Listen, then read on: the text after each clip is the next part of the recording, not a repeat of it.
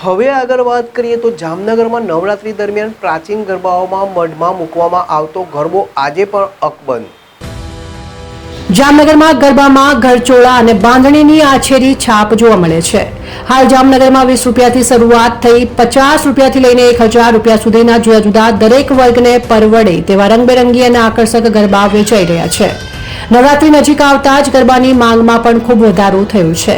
જામનગરના મહિલા કારીગર નયનાબેન સંચાણિયા કે જે છેલ્લા ઘણા વર્ષોથી રંગબેરંગી અને કલાત્મક ગરબાઓ બનાવે છે, જેની ખૂબ માંગ જામનગરની બજારમાં રહે છે। સાથે સાથે છેલ્લા 3 વર્ષથી ગુજરાતના મુખ્યમંત્રી માટે પણ ગરબા બનાવી નયનાબેન દ્વારા મોકલવામાં આવે છે। નવરાત્રીના આગમનને લઈ હાલ જામનગરની બજારમાં ખરીદી જોવા મળી રહી છે। બીજી બાજુ જામનગરમાં આ વખતે બાંધણી અને ગરચોળાની છાપવાળા ગરબાનું નિર્માણ કરવામાં આવ્યું છે, તેને સારી એવી માંગ પણ જોવા મળી રહી છે।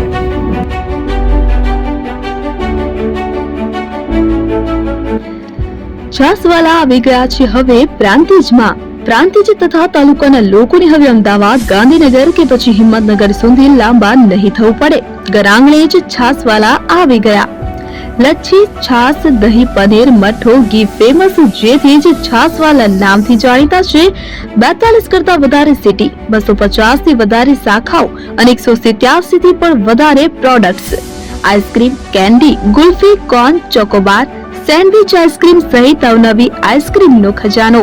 અને હા, સ્થળ ઉપર મુલાકાત લો તો જરૂરથી અમારો કોલ્ડ કોકો ટેસ્ટ કરો।